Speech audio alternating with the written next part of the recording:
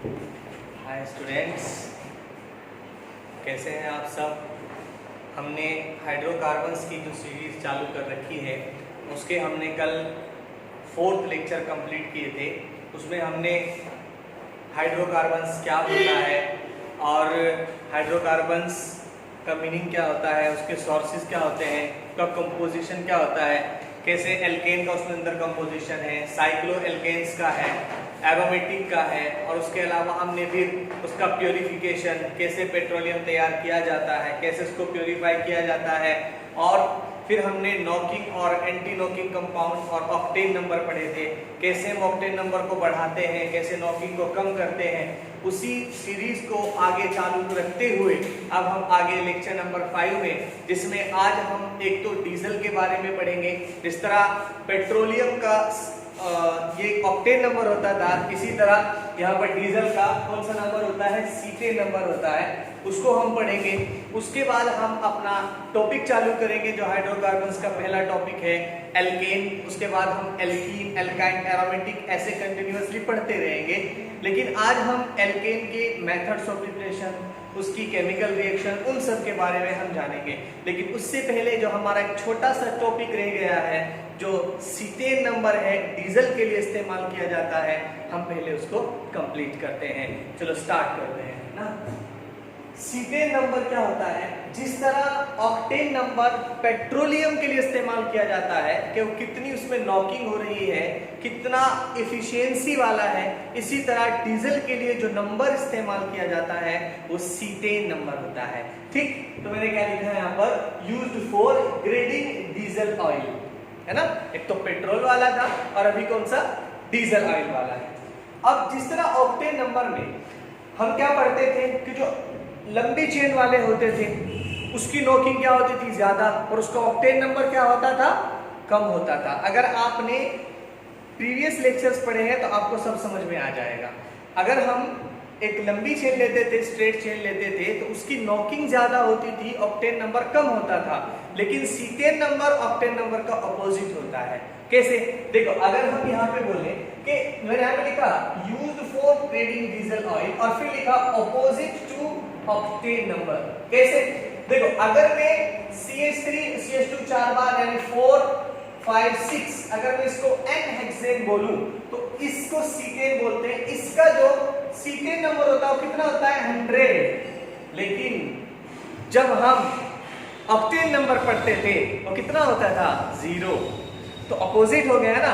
अगर octane number कम है तो सीटेन नंबर क्या है, ज्यादा है। इसी तरह अगर आप देखते थे कि जो एरोमेटिक होता था, एरोमेटिक की जब हम बात करते थे तो एरोमेटिक की नॉकिंग सबसे कम होती थी, मतलब ऑक्टेन नंबर सबसे ज्यादा होता था। लेकिन यहां पर क्योंकि ये सीटेन नंबर है तो एरोमेटिक का सीटेन नंबर कम हो जाएगा और क्या मिलेगा हमें यहाँ पर, इसका सीटेन नंबर 0 मिलेगा। इसका नाम क्या है आप जानते हैं, अल्फा मिथाइल नैप्थेलीन। ठीक है। उसके बाद जिस तरह ऑक्टेन नंबर को कैलकुलेट किया जाता था, ऑक्टेन नंबर की डेफिनेशन थी, परसेंटेज से निकाली थी हमने कि कितना आइसो ऑक्टेन प्रेजेंट है उस n हेक्सेन में, ऐसे पढ़ा था ना। तो इसी तरह ये भी जो आपका सीटेन नंबर है इसको भी ऐसे डिफाइन किया जाएगा।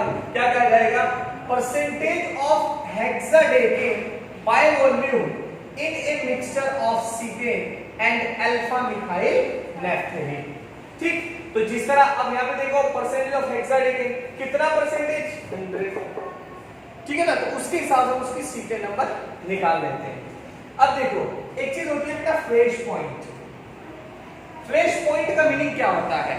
ऐसा तो नहीं कि आप ये आपके लिए कोई एक नई चीज है ना, लेकिन ये सब हाइड्रोकार्बन्स के अंदर आते हैं। तो मैंने यही सोचा कि पहले आपका ये सब कंप्लीट कर लिया जाए, फिर टॉपिक स्टार्ट करेंगे एल्केन। ठीक, अब फ्लैश पॉइंट क्या होता है, टेम्परेचर को डिक्रीज करते करते एक ऐसा टेम्परेचर को अगर हम कम करते जाएं तो एक ऐसा टेम्परेचर जहां पर ऑयल आपको क्या दे, एक ऐसे सफिशिएंट वेपर्स दे दे, ऐसे सफिशिएंट वेपर दे दे जो क्या फॉर्म कर दे, एक्सप्लोसिव मिक्सचर विद एयर। समझ में आएगा बोला फ्लैश पॉइंट मतलब क्या, ऐसा अगर आप टेम्परेचर को कम करते जा रहे हैं, ऐसा टेम्परेचर मिल जाए, सो कम टेम्परेचर जिस पर ऑयल आपको ऐसे सफिशिएंट वेपर्स दे कि जो क्या फॉर्म कर दे, ऐसा मिक्सचर कि अगर एयर के साथ मिल जाए तो एक्सप्लोजिव हो, उसे हम क्या बोलते हैं, फ्लैश पॉइंट, जो अलग अलग कंट्रीज में अलग अलग है। मैंने यहाँ पर लिखा है इंडिया में कितना है बेटा, 44 डिग्री सेल्सियस, फ्रांस में कितना है 55 डिग्री सेल्सियस, और इंग्लैंड में कितना है 22.8 डिग्री सेल्सियस। और अगर आप फ्लैश पॉइंट को कैलकुलेट करना चाहते हैं, उसको निकालना चाहते हैं, तो एक एपरेटस, नाम क्या बेटा, अल्बेज एपरेटस से आप क्या कर सकते हो, इसको डिटरमाइन कर सकते हैं। ठीक है, अब उसके बाद हमने एक छोटा सा बात है कि भाई अगर हमारे पास ऑक्टेन नंबर, कुछ साइंटिस्ट ने 0 से कम वाले भी बना दिए, और ऑक्टेन ऐसे भी कंपाउंड बना दिए केमिकल जिनका ऑक्टेन नंबर 100 से ज्यादा होता है। तो मैंने उसके एक दो एग्जांपल लिए हैं। देखो, जिनका ऑक्टेन नंबर 0 से क्या होता है, कम होता है, जैसे एन-नॉनेन कितना, -45। ये मैं आपको क्यों बता रहा हूं बेटा, एमसीक्यू के लिए आ जाता है। -45 किसका है, तो आप क्या बोलेंगे, एन-नॉनेन का। और कुछ 100 से ऊपर, जैसे 2,2,3 ट्राइमिथाइल ब्यूटेन, स्ट्रक्चर आपको आती होगी बनानी, उसका कितना होता है बेटा, 124। क्लियर है इतनी बात? तो ये पूरा का पूरा हमारा किसके बेस पर था, सीटेन नंबर के बेस पर था। ठीक है, अब हम आगे क्या स्टडी करेंगे बेटा, नेक्स्ट है हमारा जो टॉपिक स्टार्ट करते हैं, बहुत बहुत बहुत फेवरेट टॉपिक है स्टूडेंट्स का, एल्केन्स। ठीक है, इस एल्केन्स को हम पैराफिन्स भी कहते हैं, लेकिन सबसे पहले समझ लो एल्केन क्या होते हैं। एल्केन होते हैं, देखो, एक एल्केन होता है, एक एल्कीन होता है, और एक अल्काइन होता है। एल्केन के अंदर कार्बन कार्बन के बीच में सिंगल बॉन्ड, एल्कीन के अंदर कार्बन कार्बन के बीच में डबल बॉन्ड, एल्काइन के अंदर कार्बन कार्बन के बीच में ट्रिपल बॉन्ड आता है। अगर एक भी डबल बॉन्ड है तो एल्कीन कहलाएगा, एक ट्रिपल बॉन्ड है तो एल्काइन कहलाएगा, और अगर डबल बॉन्ड भी है और ट्रिपल बॉन्ड ही है तो एल्कीनाइन कहलाएगा, मतलब उसमें इन भी है और आइन भी है। ठीक है, अब देखो डेफिनेशन क्या है, सैचुरेटेड हाइड्रोकार्बन कंटेन, बताओ क्या बोला अभी, C single bond C in their molecules, उसे हम क्या कहते हैं, एल्केन्स कहते हैं। एल्केन्स का दूसरा नाम क्या है, पैराफिन्स, जो बना है पैरा प्लस एफिन्स से। Paraffins means less reactive. इसका मतलब क्या हुआ कि एल्केन नॉर्मल कंडीशन पर रिएक्ट नहीं करते।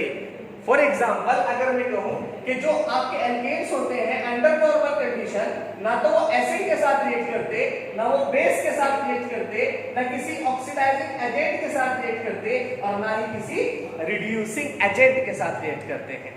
ठीक है ना, तो ये हमारा क्या है एल्केन्स के बारे में, एल्केन्स क्या होता है। जनरल फॉर्मूला, जनरल फॉर्मूला क्या आता है, CnH2n+2, जहां पे n क्या है, नंबर ऑफ कार्बन्स।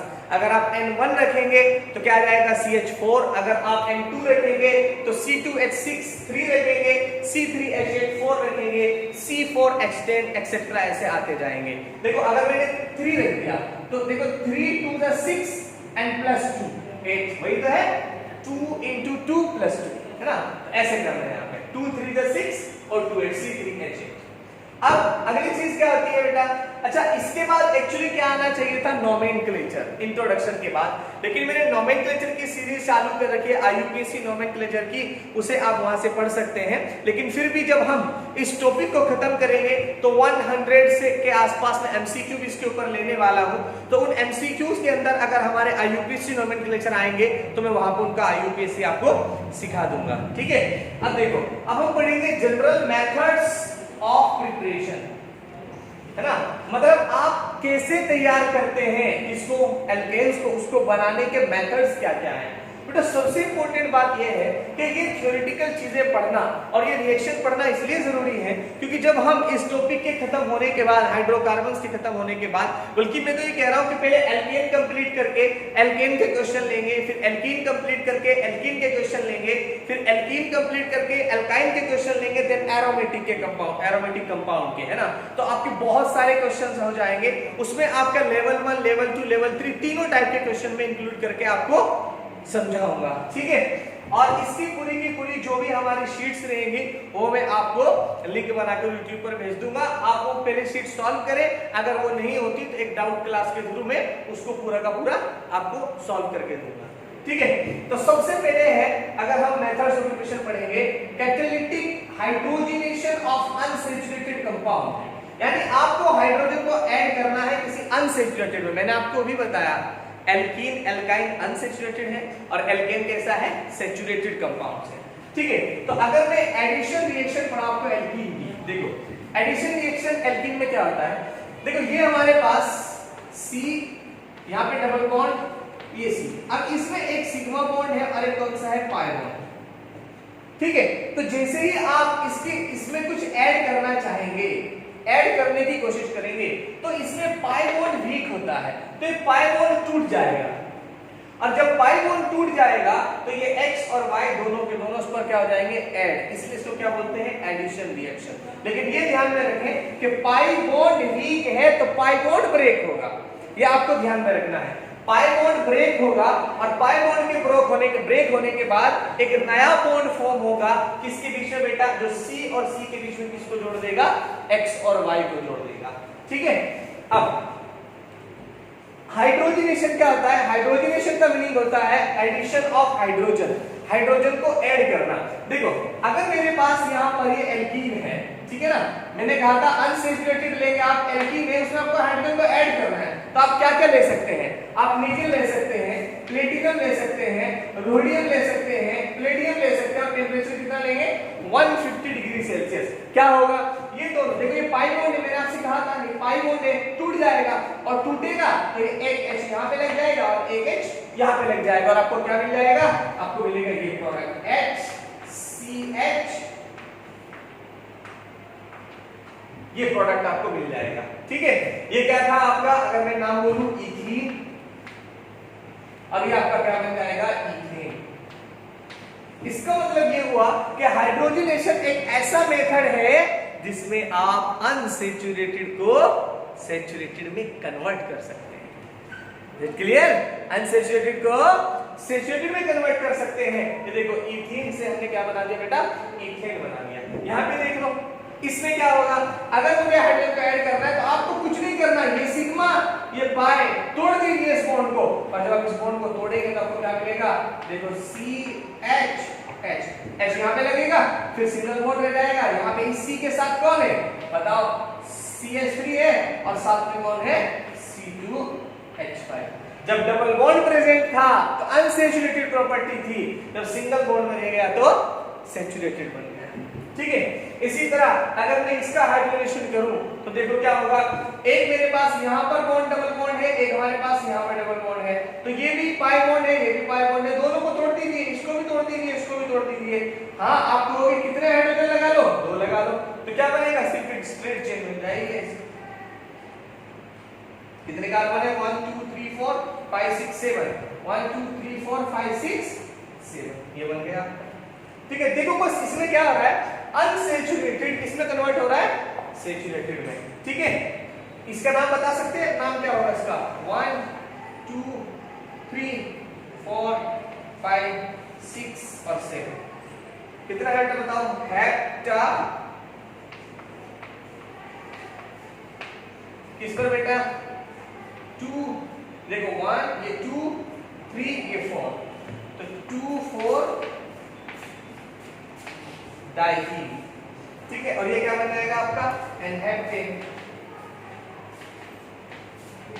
ये एनहेप्टेन बन जाएगा, ठीक है। ये हमारा किस रिलेटेड था, पूरा एल्केन से रिलेटेड है ना, जो हमने पढ़ा, ठीक। तब तक आप इसका स्क्रीनशॉट लीजिए, फिर मैं आगे कंटिन्यू करता हूं।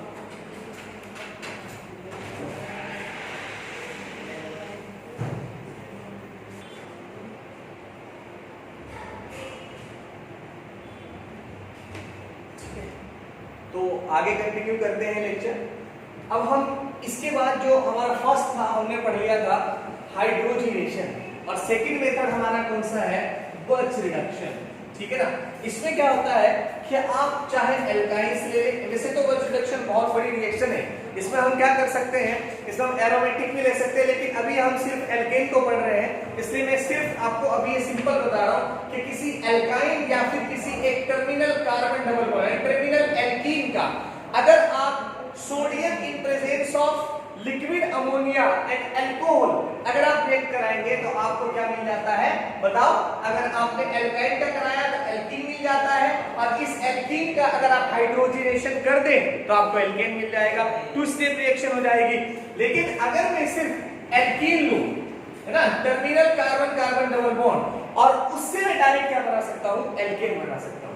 अब यहाँ पे ये बात है कि यहाँ पर सोडियम क्या काम कर रहा है, यहाँ पर ये अमोनिया क्या काम कर रही है, ये CH3OH अल्कोहल क्या काम कर रहे हैं, हमें ये आना बहुत जरूरी है। ठीक है, देखो अगर मैं बात करूं Na की, ठीक है ना, तो जो भी हमारे पास Na रहता है, या कोई भी आपके पास ऐसा मेटल रहता हो, सोडियम रहता हो, जिंक रहता हो, उनका सिंपल काम होता है इलेक्ट्रॉन को देना। जैसे Na से Na++ इलेक्ट्रॉन, जिंक से Zn++ 2 इलेक्ट्रॉन रिमूव होते हैं। तो इसी तरह मैं यहाँ पे क्या कर रहा हूँ, देखो अगर हम ये देखें, also possible in any conjugated alkene and alkynes, ये जो बर्ज रिएक्शन है इसकी क्या है खासियत, हो कि किसी भी कॉन्जुगेटेड एल्कीन और एल्काइन में क्या हो सकता है, बर्ज रिएक्शन हो सकता है। अब बताओ, मैंने कहा कि सोडियम का क्या इस्तेमाल है, सोडियम का इस्तेमाल है सोर्स ऑफ इलेक्ट्रॉन, इलेक्ट्रॉन का सोर्स है, इलेक्ट्रॉन देता है।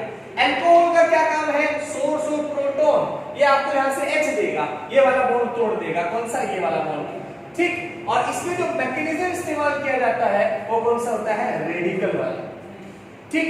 कैसे होता है रेडिकल मैकेनिज्म, हम देखें। अब मैकेनिज्म आप बहुत ध्यान से सुने, ठीक। देखो मेरे पास यहाँ पर एल्कीन है, क्या है हमारे पास यहाँ पर एल्कीन है, RCH डबल बॉन्ड CH2, जो मैंने आपको यहाँ पे दिखा रखा है, ठीक है। ये मेरे पास एक टर्मिनल एल्कीन है।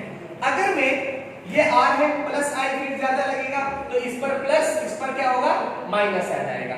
अब सबसे पहले मैं Na को लेता हूं इसमें से, है ना, वो ध्यान से सुने। Na से क्या बनेगा, Na++ इलेक्ट्रॉन। अब इलेक्ट्रॉन को किसकी तलाश है, पॉजिटिव की, तो ये इलेक्ट्रॉन तो यहाँ पर जाकर चला जाएगा, ये देखो, ठीक। और ये इलेक्ट्रॉन जैसे यहाँ पर गया तो इस पर एक क्या बन गया, रेडिकल्स, ये नेगेटिव आपका सेम रहा। अभी यहाँ पर नेगेटिव H और H, क्या Na का एक बार काम कंप्लीट हो गया। अब किसका काम आएगा, कौन काम आएगा, CH3OH। मैंने क्या कहा था, अल्कोहल का काम क्या है, प्रोटॉन का सोर्स है, सोर्स ऑफ प्रोटॉन है। तो यहाँ पर क्या होगा, अब देखो CH3OH से ये जुटेगा, ये प्लस बनेगा, और ये तुरंत नेगेटिव उसको अपने पास बुलाएगा और क्या बना देगा, देखो इसी के साथ H2 थे, एक और H यहाँ पर आ गया। क्या यहाँ पर अभी भी फ्री रेडिकल है, यस, फ्री रेडिकल अभी भी है। अब फिर से क्या करो, फिर से Na को लेके आओ। जब मैं Na को लेके आऊंगा, फिर से एक इलेक्ट्रॉन जो कहां जाएगा, इस फ्री रेडिकल के पास, और यहाँ पर क्या बना देगा, 2। इसका मतलब यहाँ पर क्या आ गया, एक नेगेटिव साइन, इसको नेगेटिव साइन भी बोल सकते हो। अब यहाँ से फिर से किससे रिएक्शन कराओ, अल्कोहल से, तो H टूटेगा और H किसके पास चला जाएगा, इसके पास, और हमको क्या मिल जाएगा, ये कंपाउंड जो कि एल्केन था। देखो RCH2CH3, RCH2CH3। इस तरीके से आप मैकेनिज्म से भी समझ सकते हो और आप डायरेक्टली भी इसको याद कर सकते हो, ठीक।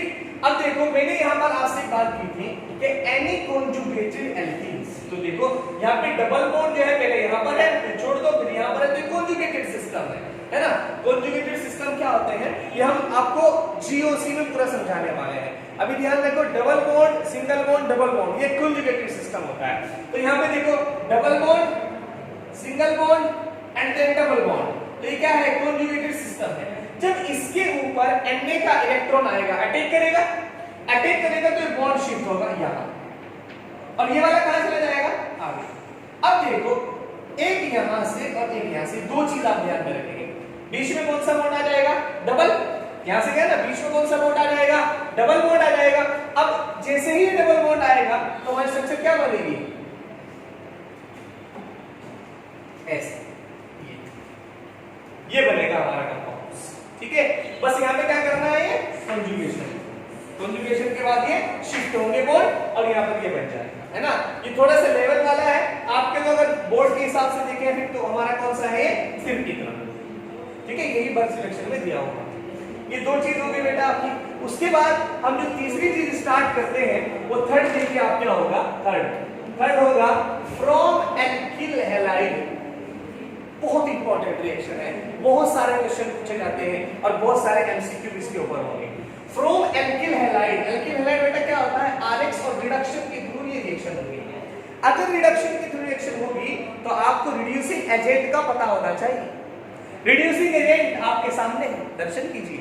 पहले क्या है, zinc plus HCl, zinc plus NaOH, zinc plus water, sodium या जिंक साथ में अल्कोहल, लिथियम एल्युमिनियम हाइड्राइड जिसको LaX भी बोलते हैं, सोडियम बॉन्ड हाइड्राइड जिसको हम क्या बोलते हैं, SBH भी बोल सकते हैं। ये हमारा क्या है, PH3SNH। इसके अलावा हम और क्या लिख सकते हैं, HI in the presence of red phosphorus. उसके अलावा क्या लिख सकते हैं, radium in presence of PT। अब देखो इसमें जो लिथियम एल्युमिनियम हाइड्राइड है, लिथियम एल्युमिनियम हाइड्राइड 1 डिग्री और 2 डिग्री एल्किल हैलाइड को क्या करता है, रिड्यूस करता है, 3 डिग्री को नहीं करता। जो सोडियम मोनोहाइड्राइड है वो सेकेंडरी और टर्शियरी को करता है, 1 डिग्री को नहीं करता।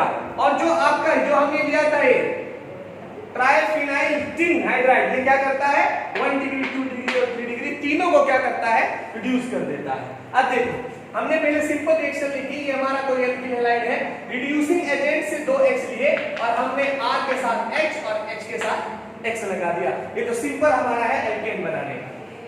यहाँ पे मैंने अगर जिंक प्लस HCl इस्तेमाल किया था तो वहां से 2H कैसे मिले थे, देखो अगर मैं जिंक को HCl के साथ रिएक्ट करा दूं तो मुझे क्या मिलेगा, जिंक क्लोराइड और साथ में क्या मिलेगा, 2H। अब अरेंज करके देख लीजिए, ये 2H यहाँ पर चले जाएंगे, 2Cl। ऐसा क्यों हुआ, देखो जिंक के पास 2 चार्ज होते हैं, Cl के पास 1, इससे क्या होगा, ये बनेगा ZnCl2 जिंक क्लोराइड और साथ में 2 हाइड्रोजन बाहर आ जाएंगे। ठीक, यहां बताओ क्या होगा, C2H5I + 2H। बताओ एक C2H5 H के साथ चला जाएगा, क्या बन जाएगा, C2H6 + HI। यहां पे क्या बन जाएगा, बताओ CH3 और H क्या बन जाएगा, CH4 + HI। ऐसे एक ये मैंने आपको बताया, एक मैं आपको रेड फास्फोरस वाला बताता हूं। हम जब HI के साथ किसी एल्किल हैलाइड की रिएक्शन करते हैं तो उसमें RH बाहर होता है और I क्या बन जाते हैं, I2 बन जाते हैं। लेकिन मैं यहाँ पर एक वर्ड लिख रहा हूँ पर रेड फास्फोरस, क्यों मैंने रेड फास्फोरस का इस्तेमाल यहाँ पर क्यों किया, वो ध्यान से सुनना। ये I2 क्या करता है, इस रिएक्शन को रिवर्स करवा देता है। ये I2 इस रिएक्शन को रिवर्स करवाएगा तो जितना आपको RH मिलना चाहिए था उतना नहीं मिलेगा, उसकी लो यील्ड मिलेगी। मैंने लिखा है ऑक्टेन लो यील्ड, ठीक है। सो यूज क्या, रेड फास्फोरस। क्यों, रेड फास्फोरस ऐसा क्या काम करता है, वो रेड फास्फोरस आयोडीन इस I2 के साथ मिलकर PI3 बना देता है और PI3 एक ऐसा कंपाउंड है जो एल्केन के साथ रिएक्शन नहीं करता।